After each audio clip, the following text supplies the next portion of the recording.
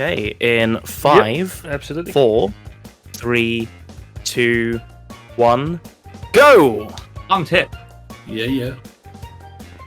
So I'm playing On tip Crash. time. It's on 'Cause it's tip Crash Team time. Racing. It's CTR. In one corner we have James Jones, and in the other corner we have Big GarthVader. Woo! See, I don't play this game ever. I played Nitro Fueled for a little bit during lockdown. It's not that I don't like it, it's just I'd rather play the other Crash games. Yeah, it makes sense. But because it was 99, Garth, was that it? Oh yeah, I was 99, I was playing Spyro 2. I know, you were Ripto rating. Wait, you were playing it the year it came out? Wow, okay. Yeah, I got them all, like, pretty much the year they came out. Even like all three of Oh, them. wow.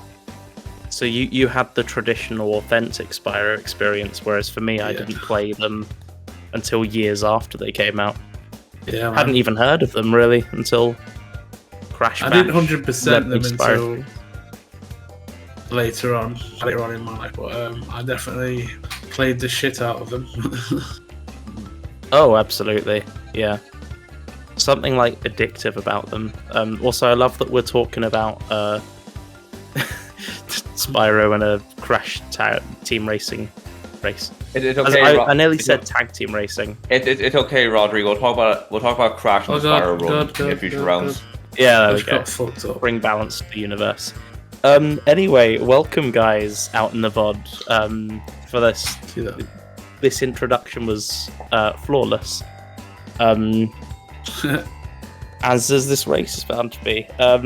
Today we have a race between Big G and James Jones, and it is a race to see who can get the most wins in the first 2 cups. I'm correct in saying, yeah? Guys? Yeah. Yep. Can Yes, anyone hear me? So everyone was very quiet. Yeah. I was just... Is it? So on my end, James has completed a race. Yeah, can you hear me? Yeah, I can hear you.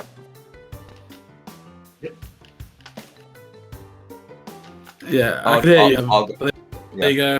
That's my first win. There. There we go. And we're joined by myself, ConorDavid, and Yeah. Rodri Bobbledink. Same.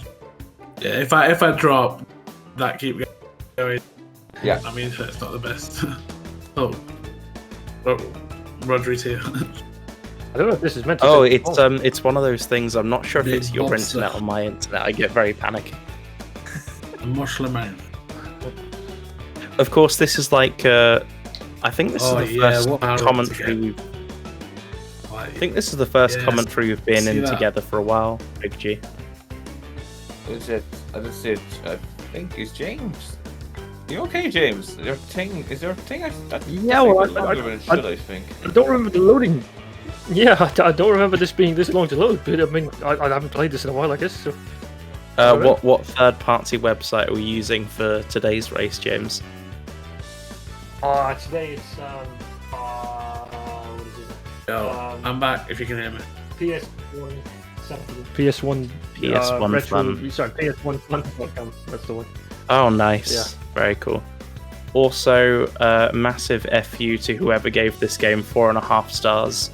You know, like, that's just... So that was me. Yeah. Sorry. We're not fair enough. I'll let you off. Yo, Tiny's a bitch, man. Like, he's so fast. Like, sorry.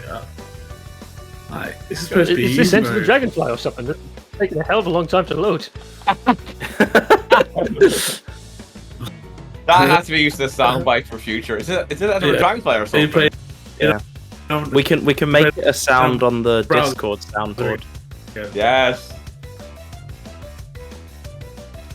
But yeah, no, as I was saying, I think this is the first commentary we've been in together for a while, Big G. Of course, we were tag team partners on another server that we're all on. So yeah, it's good to be back chilling with you in the community. Yeah, man.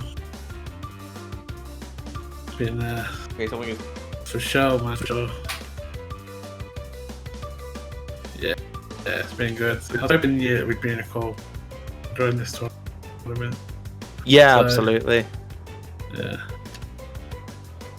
Well, your wish has happened. It's manifested. Yeah. So I just done my second race. Nice one. And I'm correct in saying it's not so much about who finishes them all first, but rather who wins the most races. Yeah, man. So, yeah, reassuring thing for you, James, is you could take 36 hours, but if you get more wins than Garth, you can still win this. That's it. That's the rules. That's what I thought. Like, obviously, with people's like setup and stuff, like people have emulators, people play on console. It's like at least this way, you haven't got to worry about speed. It's just playing the game the way you can, and just finishing. First. It's also like through and through the kind of thing that, like, if for whatever reason you guys weren't able to do it live, it's just as easy to do it in a Solution X type way. So, you really thought of everything, Garth. Yeah, man. Nice. We could be in the midst of a future tournament host. Who knows? Hey, Garth came up from. Okay, for you guys to use my ideas, I think you guys are good at organising the tournaments. I'll leave that to you. I'll just participate. Rodri, maybe for that tournament you have suggested, write that down. Yes, write it down. Just give me the credit. Just say, oh, this is Big G's idea, and then I'll be alright with that. Yeah. So guys, want to do 2000? So guys said 2000 tournament. Garth said it. Okay. Yeah. Oh yeah, 2000. Executive produced by Big G. No.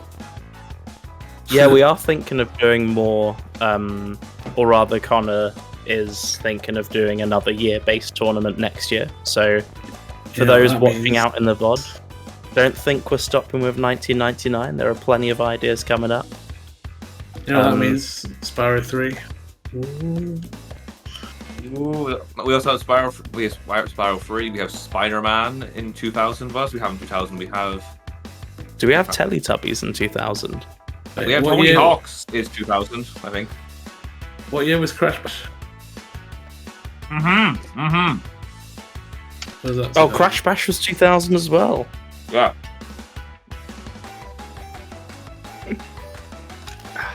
Right, I need to look this up. Teletubbies PS1 game.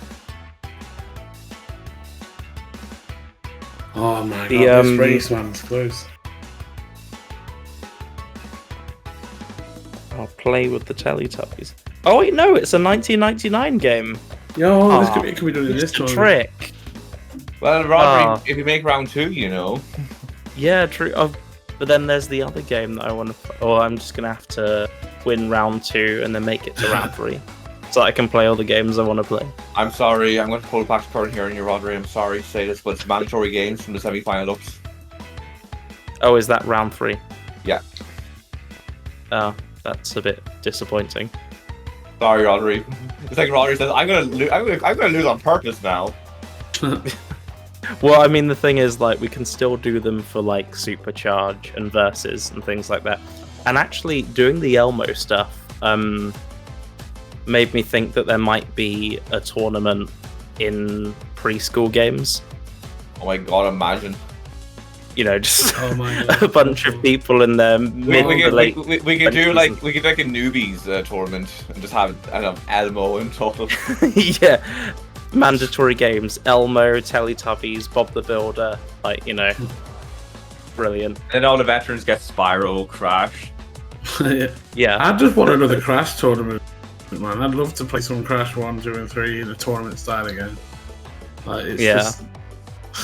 It's always about Spyro. It's like, don't get me wrong, I love Spyro. I prefer Spyro over Crash, but Crash needs some love. And that's why I'm kind of glad that everything's cool with the Wumpa guys now, because they specialise in Crash, don't they? We can do more Crash, yeah. I was gonna say, I think we've definitely made the right move, Conor, in terms of doing a tournament that doesn't focus on a specific franchise and sort of gets to branch out and we get to be creative and stuff. I definitely think in terms of where to charge. That's the way forward. Like, Yeah. It gives me a reason to play new games, not new games, but games I've not played before. Like, that's probably why I joined this, because I played Spyro 2, but like I never played Toy Story 2 before. I mean, I hardly ever play this, and it's like, oh fucking hell. yeah. Sorry. And I you're just got bossing that last it. one. I mean, Yeah, another win. that's 4. Yeah. That's 4 wins. Wow. It is on easy mode though. I will like to everyone watching, like, it is, and it because I was going to put it to medium, but it's Super God strength or anything. Yeah. Remember, Garth and James, press X to accelerate. Oh, check out this lady. Oh, spin-off channel. Eyes up, guys. Oh. I'm sorry, but like the physics, man. Oh no, what am I saying? Those you know what? What is it? Eric would say, like, I want to put my face between those polygons or something. Jiggle fizz in the Crash Team Racing team.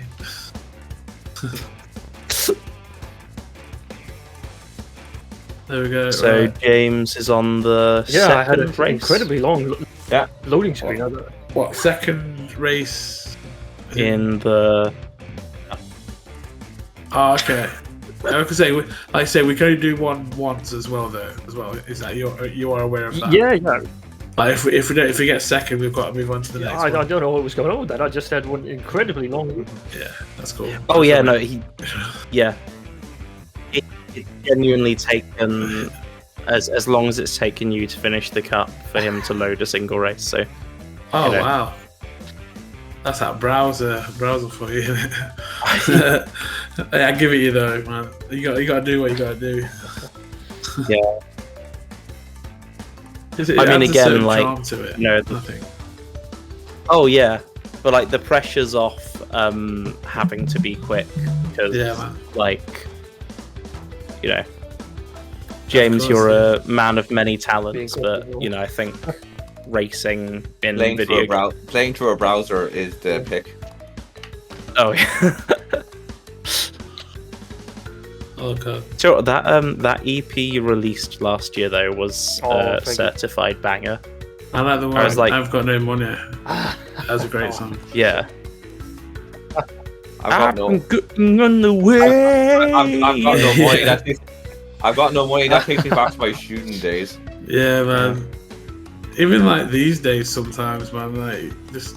Like, yeah, I was gonna say, like, relate. what's this student business? It's just called being an adult in the UK. The cost of living is a killing me. That's it. Yeah, there's a song called The Skinks, right? They released it like 10 years ago. It was called The Cost of Living's Killing Me. And it's so relevant these days. Like, oh, literally. Yeah. So that's why James just used eBay to your dub station. Cost of living, yo. So James, you can play like so many instruments. You're like multi. I can't play anything well. I like a lot of ska music, and there's a band that I like. Yeah, but you can play it a lot better than I can. I can play do like bass, some basic chords and chopsticks on the keyboard. I reckon James would be quite a hurling player. Oh, yeah. Quite the rugby player. How about that? That too. Dingo Canyon. I'm not very familiar with this. I used to play a lot of lacrosse. Oh, nice, really? Roderick. Yeah. I don't know lacrosse was a thing way back in this country. Well, it isn't really like widely a thing, but we happen to like live near a place where a lady called Julia was hosting a Saturday morning club. So yeah, we went and we trained and stuff. Nice. So lacrosse is basically, it's like you dress up like you're playing American football, but you've got sticks that you catch a ball with, and you got to go in the goal. It's like hockey, but you're carrying the ball. Like, it's like hockey, but in the air, essentially. Yeah. I know. I don't mean air hockey, cool. but yeah. My first exposure to it was American Pie. Like. Yeah, really. Like, because obviously the guy Oz in that film, he plays lacrosse. That's his big thing, and he's a really good lacrosse player. Well, the thing I liked about playing lacrosse was the fact of I got to say at school during the week that I played. Like, I mean, it's like an obscure sport in the UK. Like, not man. in other countries, but like definitely in the UK. So it felt nice being able to say, "Oh yeah, I'm playing lacrosse or whatever." Kind of like how I like say to you guys, "Oh, I'm after a hurling game," or "I'm playing hurling," because like it kind of breaks the ice for you guys because you're like, "What's hurling?" Hurling's a big explain. It's that exact same icebreaker. It's the same way. Ireland, isn't it? Sorry. Hurling's a big deal in Ireland, isn't it? It's like hurling, it's our national treasure. Like it's one of the biggest sports in the country. Like part of the Gaelic Association. Like it's a real cultural thing. Like it's like really big. Like it's one of the biggest things in the country of Ireland. The game of hurling. Yeah, so it's like me and Roger being from the UK. Like again, I didn't know lacrosse was a thing in the UK until now. Like so that's cool to know. Like I mean, it's definitely like. At university level, like a lot of universities have lacrosse teams and stuff. My brother Reese actually played for, he was captain for the Surrey, like University of Surrey lacrosse team. And before the first COVID, I think he was on a trial to join the England men's. Oh, wow. Which unfortunately, because of COVID, didn't materialize. But that was it was kind of weird watching this thing that was a hobby from, when we were very little become something quite serious for him. Man. But he's doing fine as an engineer. It's not, but it should be, but it's not. Definitely. If skateboarding is, surely that can be. Yeah. But no, it's. I don't know why. I think it's cool, universities. Yeah. Yeah, sorry, dude. Do sports like that. Yeah, you're right, Garth. Defo. It is cool that universities platform it, definitely. Yeah, because with universities, some of them have some I'm not going to say weird because if people like it, they like it. That's fine. But me and obviously Conor, we're big Harry Potter fans, right? Woo. But what I don't understand is real life Quidditch games. It just doesn't make sense. Surely it's not fun because you've got to hold a broom between your legs, the whole fucking thing, and it's you're not flying. The idea of it is amazing. Yeah, the actual idea of it, from the Harry Potter films and stories, it's great. Yeah, but actually, do they ever go into? Do they ever go into more detail about how the game of Quidditch works? Because there's a book on it, Quidditch Through the Ages. Actually have it. Yeah. Okay. Well, it's because even in the first film when they introduce you to Quidditch, they don't really explain the rules. Yeah, it's more just split. Yeah, it's more. This is a ball. This is a bludgeon. This is more in the book. It's basically that simple, though. It's basically that simple. The way they explain it, it's just you got 3 balls. One's the quaffle. They use to score in the hoops. They score, it's 10 points. The bludgers, they've got to knock players off their brooms basically, but you have 2 players on each team to defend the players. That's what I was confused about because I was aware of the hoops and the scoring system and the snitch system. Yeah. The thing I don't get about the snitch though is and again this is going back to my knowledge of it from the first film. It's been a while since I've watched all of the films, actually. Unlucky. That's the idea.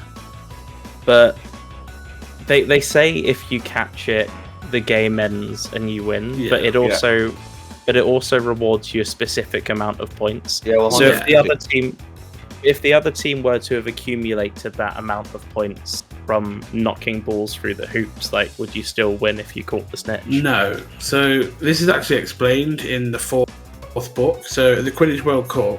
Maybe I need to read the book. Ireland win the World Cup, right?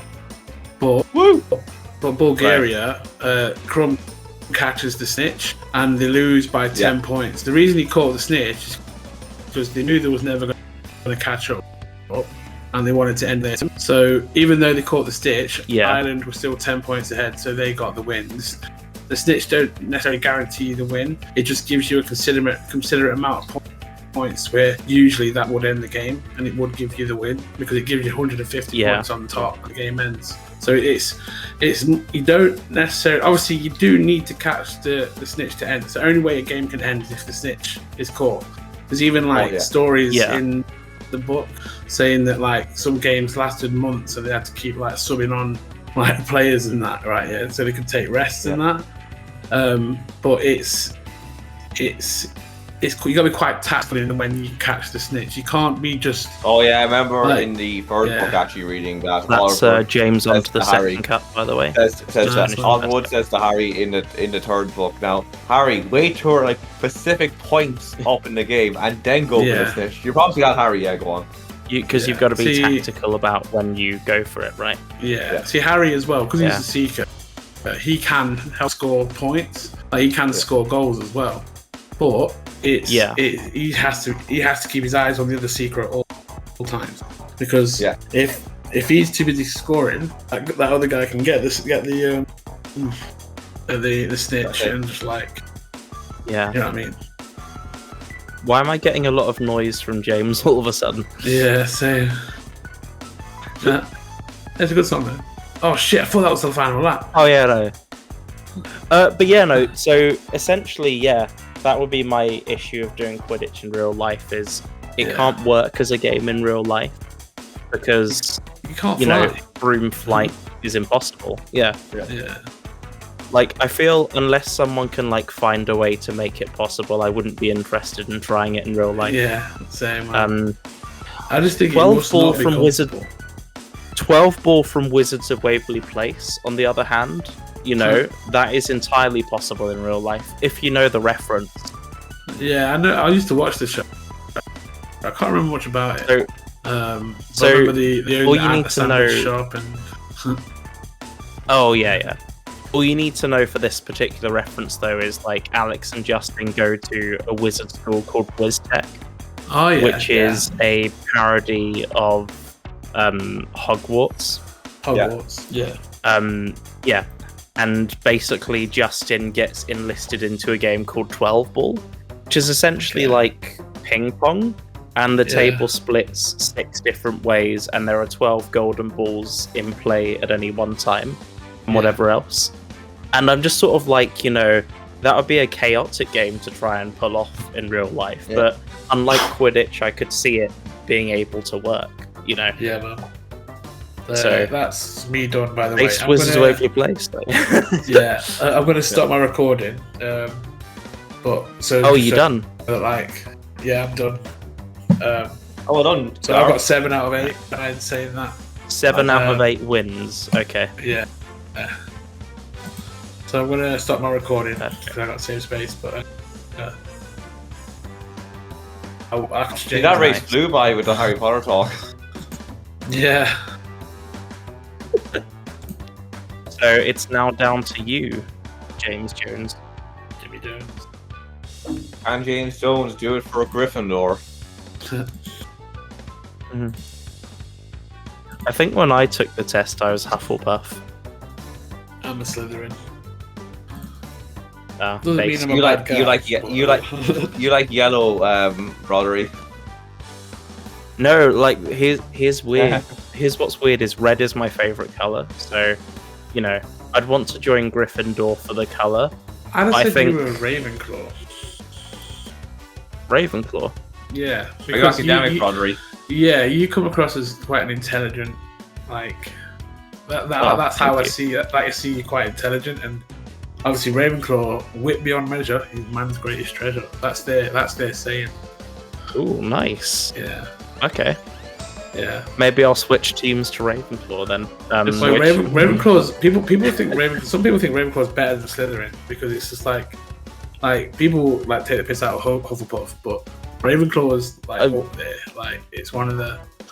I don't understand why the other 3 houses don't form an alliance to take down Gryffindor, because Dumbledore has such a bias towards them. He was one himself, though, Roderick. Yeah, but the trouble is, like, he's no longer a Gryffindor. It's like when you become the Speaker of the House of Commons. You're supposed to abandon your political party and be neutral, and he was not that. Oh, 100 what? points from you, Rodri. Why? Just cause. You read those books, yeah, Roger. You'll find out that Dumbledore isn't the jolly old psychopath that he makes out to be. He's a fucking arsehole at some points. Yeah, Genuinely, he's just. He's like Tiny there. But do you know what? Do you know what's like ironic? Is that like Grindelwald, his arch nemesis, it was all for the greater good for him. Yeah. If you think about it, Dumbledore was doing everything for the greater good as well. All right. And it was like that's what Dumbledore was against. The greater good isn't always the best because obviously the greater good. Yeah. Oh, that's a good film. What a reference. Oh, Hot Fuzz, man. We're gonna get some chunky monkey for the next few weeks. I find it funny. I like Nick Froster's character. Like Danny gets like in trouble and they treat him with desserts. Why is everyone eating chocolate cake? I love the PI staker, piss taker. Come on, yes, Mr. Staker. That's Stephen Merchant, isn't it? I know, right? Oh, Stephen Merchant, man, he is such a talent. I loved his cameo on The Big Bang Theory. I don't know who's on that. Yeah, he was on it as, you know, the season arc where Amy and Sheldon broke up for a few episodes. I honestly, mate, I never really watched it. It was kind of like that period of my life where I wasn't interested in TV. And it was kind of after my time, if you get what I mean. Yeah. When I was interested it was like on for 12 years. I know, but I got to the point where interested in TV for 12 years. Like, you'd be surprised, mate. I don't watch TV to this day. Like my daily routine is I just put YouTube on and I just watch YouTube all day because like TV. Again, I'll probably like it if I watch stuff on TV, but I just can't bother. I've got no interest. Yeah. Yeah. I find it easier in this day and age to watch YouTube all day because it felt like all there was in the late 2000s was crap, basically. Yeah.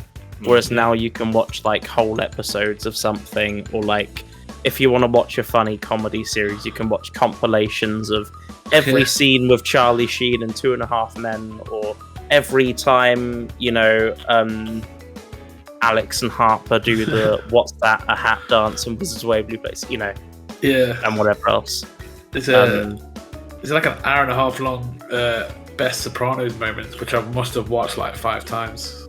Yeah, I need to watch that from the start because, of course, I know how it ends, but it's very. I know how it ends, but I think watch from the start. Like, very all I can say is just try and forget that. Like, make your own mind up and have your opinion, but like, apart from that, the whole thing is just insanely good.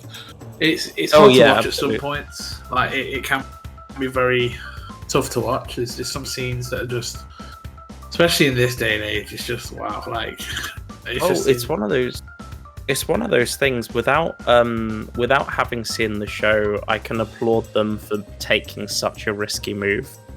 Because especially at that time, it was like so common for shows to like wrap their storylines up in a neat little bow, and all the characters are off to new horizons.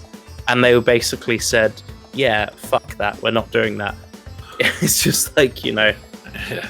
Sopranos is a unique one because at the time it was you basically rooting for the antagonists. That's basically it for the whole thing. You want Tony to do well. You want him to succeed in his life in Cosa Nostra. Like you want him to succeed, and it's like you kind of see the FBI, which are the good guys, as the bad guys. Yeah, they're like the ones. Or hope we don't get caught.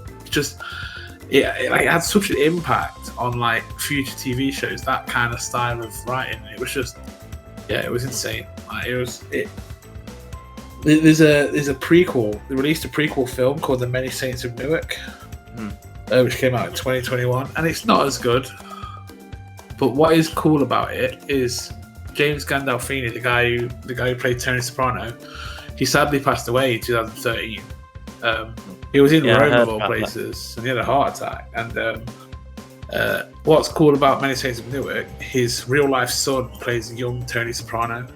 And like when I watched it, I was like, this guy's pretty good. Like this, I can tell that's Tony. And then looking at the credits, it's his son. I was like, wow. I've seen a lot of TV shows like try that as well. Like Young Sheldon has the person who plays Sheldon's mother in The Big Bang Theory, Laurie, I can't remember her surname off the top of my head, but her daughter Zoe Perry plays her in the prequel series that's set 20 years earlier, which, yeah, that's cool. Yeah, I like that kind of attention to detail and stuff. Yeah. Is James good? How are you getting on, James? We can't see your stream at all, so I can only assume a race is still happening. Have you done? Oh, you can't. Oh, I'm sorry about that. I must have closed it by accident. No, I've promised. I've lost one of them. Are you still? You're still playing, though, yeah. This one. Okay, cool, man. Yeah, just keep going. Because carry on. That's fine. We'll just talk amongst ourselves, and then just tell us to shut up when we need to. And that'll be good. It's like we're having a big discussion. The best TV show of all time. I'm done. Oh, damn it. Yeah. Oh, best TV show of all time. That's an interesting. Depends on categories. Like, I'm sure to say it. Categories depends. Drama, I go Breaking Bad for me. I love it. On that same vein, like in exactly that same era, Malcolm in the Middle for me. Yeah. Because that was like the show that sort of was a real breakaway from the studio sitcom format and the laugh track and everything, and it really paved the way for a lot of those single camera like situational comedy shows. Man. Having studied comedy, I appreciate a good groundbreaking one. I just had a the past year or so. I just had a massive interest in just mafia films and mafia documentaries and stuff like that. I just find the whole organized aspect of it to be just insanely just organized. It's just it's crazy. I know it sounds stupid, but it blows my mind. Just not so much these days. Oh, it doesn't sound stupid at all. But it's just how the setup. At one point, it was the most powerful organization in the US. They literally had their hands in everything. And you're probably doing a construction job, and chances are that people putting this together are part of the mob, and it's just that's just insanely scary to think about. Yeah, literally. It's just, I think we're lucky in the UK. The mob never had a hand in the UK. Obviously, there's been gangs and there's been organized crime, but nothing. I would say nothing to that level, but nothing like that. I would say. Yeah, absolutely. Yeah, it's that's interesting. Yeah. Trying to think what else. I really enjoy Brooklyn Nine-Nine as well. Number 5 to my brother. Oh my gosh, what we're doing that? Andy Samberg in that. What's your episodes that? Comedy wise.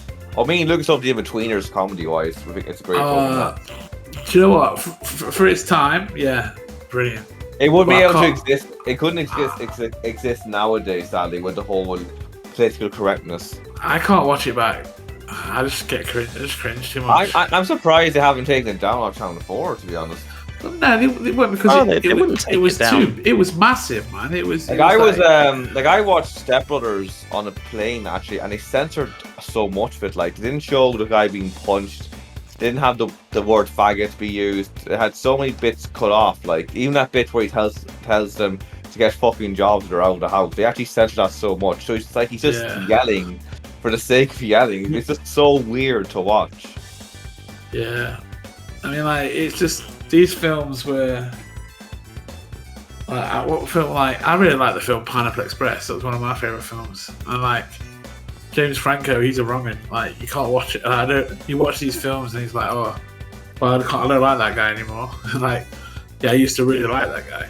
Like, I feel the same way about all of early Pixar as well. And I was a disaster artist. Yeah. Like John Lasseter, who directed the first 3 like Pixar films, you know, was heavily involved in like the company's development, the development of 3D animation, was an executive producer on every Pixar film from Toy Story right up to Toy Story 4 even. You know, fired due to like misconduct in the workplace and stuff, and it's very I didn't know about this. Like, was he a nonce, or was he just like abuser, or he wasn't so much a nonce, but I think he made like he had missteps in his behavior, like pertaining to female employees. Like he'd go in for a hug and it would last slightly too long and whatever else, you know. He abused his power basically. Yeah, like I'm not saying he's like the worst. Like, I'm not calling him Jimmy Savile. Oh, I get what you mean. Yeah, there's different levels to it. Like, it's like, definitely bad what he did, but I would say he's not a pedo. Basically, he's just a he's a different kind of scumbag. Like, yeah, but you suddenly watch old interviews with him and you realise, oh, this is what the culture at Pixar was like, you know, and it's just a shame. Yeah, it's like, it's just how it is. Oh, I guess it's all right then. Like, it's just how it is. Like, I mean, what's sad is that it's such a big company. It's like people they'll see this opportunity and they'll be like, oh, I don't want to fuck it up, and that's when they start to let the abuse happen. And it's like some people are just too blinded by the. Again, I'm not blaming them in the slightest, right? It's absolutely not. Yeah, but like. Maybe you can see from their perspective, it's like, oh well, if I do something or I say no, maybe it's going to affect my job, or maybe it's going to do this because this guy is such an important figure. Yeah. Again, it just comes down to that abuse of power, don't it? Like, yeah, absolutely. You know, and I mean, you know, there are countless stories of that sort of thing happening. Like Dan Schneider at Nickelodeon was another one who got let go because of all. I heard about that. And what's the name? As well. That girl who played Sam in iCarly, she went through it, didn't she? Like, yeah, she went through like, and it wasn't just him either. It was her own mother, like pushing her and pressuring her to do these acting jobs because she was like the main breadwinner for the family at like the age of 13. It's sad, man. It's so sad, and it's like when she left, like they made it sound like she was the problem. And it's disgusting, and it's sad. And I remember watching that show as a kid. She was one of the fun characters. Obviously, you got Miranda Cosgrove, you got what's his name, the other kid, Chris. Yeah, but she was like she had that flair. She had like comic chops and comic timing, and like if you watch any interview she does, any podcast she does now, like she still has that talent. There's a reason she booked the gigs, but like it's just a shame that behind that was someone very unhappy and insecure in who they were as a person. It's also so encouraging seeing a lot of the child stars I grew up with coming out and talking about their experiences honestly and candidly, and kind of more of a dialogue happening around it, you know. So it is really great to see. Yeah. See, I was a big Drake and Josh fan. Like, I still don't mind Josh Drake. Yeah, but Drake Bell, he's a weirdo, man. He's hold on trial. But he's massive in Mexico now. He changed his name to Drake. Whatever the Spanish word for Bell is. Yeah, he's changed it to that. He just needs to add "end" on the end of his name. I'm so Drake and. But yeah, he's like, I used to love Drake and Josh. Like, what was it? There's the episode where they go to play that gig in the park and it starts raining and they all get stuck in the house. And Crazy Steve is watching Dora. Like Dora. I was talking about this to my friend Chris the other day. It's like, come on, Dora, it's right there. Right, you know, it's so relatable watching like one Nickelodeon show like rip another one to shreds. Yeah, do you know the end of that episode when Helen starts singing? Like, oh man, that's so like she got such a nice voice, man. Like, she she just hits it, man. There's an alternate version to that. Yeah, there's an alternate version where they sing "We Will Rock You." Yeah, and I don't like that version. I like the original one. Hey, yes, yeah. It's like when the rain coming down and I want to cry. Like, it's just so sick. Like, oh no, she is such a talent, and I'm happy that Yvette Nicole Brown grew bigger than that show as well. Yeah, like she had Community, and she's had all sorts of jobs since. But like the thing that always confused me about that episode was where on earth. Like, I understand the storyline logic of Josh got stranded at the park, but we just don't see or hear from him in the rest of the episode. This is I actually said this the other day. I actually said this to my friend. Like, it's funny, we're both talking about this episode, right? It's like, where's Josh? For all I know, he could have been dead. Like, yeah. I mean, you saw how bad it was for the dad, and you don't see Josh at all, and you're sort of like, couldn't there have been like a cutaway scene of him, being in the room, just to say, oh, by the way, it's still called Drake and Josh, like, got the episode where she has eye surgery, Like, to this day, I still use the term, that is not my job. That is not my job. When I'm at work and someone asks me to do something, I go, that is not my job. Just, where's that? I didn't find the wee clap. Where's it?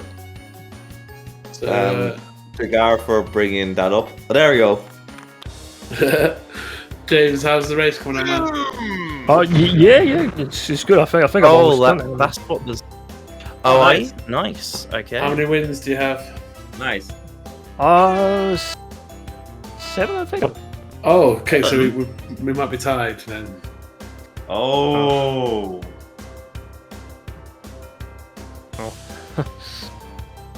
So how are we gonna? Yeah, we got 7. We got 7 first. I did, but I don't really want to take that into account considering James's load times. It wouldn't be fair. I think it was my fault the load times though, actually. Because I think I was. So how are we doing this then? We're here for the competitors. How about? I don't know if anyone can like screen record. We do rock paper scissors in the voice chat spam chat. Yeah, someone do the screen recording. We both type a word, and on 3, someone press it, and then whoever wins the rock paper scissors wins. Okay, let me get OBS up. Let's do that. Edit. Okay, we are in voice chat spam. I'm recording. Okay, James and Garth. Right, so James, go to voice chat spam and type either rock, paper, or scissors. Okay. And on the count of 3, we'll send it. And whoever wins. Oh, this is such a... What a way to decide a race. Let me know when you're ready, Roger. Yep. Are you recorded? Yeah, I'm recording. Right, so James, you guys both have yours? Mm-hmm. Yeah, I have mine. So in 3, 2, 1, send. Oh, James, you won! Oh! James Jones! And you leveled up as well. Look at that. Oh! What? You know, I'm giving that a heart. Yeah, man, I'm gonna give it a heart as well. Oh my! James Jones. What a way! Man. You know what, Lucas? You were wrong. We have peaked now. Oh. Yeah, man. Well, that's completely fair. I'm happy with that. Commiserations, Garth, but that's okay. You know, well done to James. What does this do to the standings now? This means that Garth has beaten Andrew. Andrew's beaten James, but James has beaten Garth. So you know what that means, guys. A triple charge race. Triple charge! Oh, man, who's that? So me, Andrew, and James then? Yes. Yep. Can we do Spyro 2? I'm sure Andrew will be okay with that. Yes, absolutely. Bye, everyone. Bye, everyone. Bye.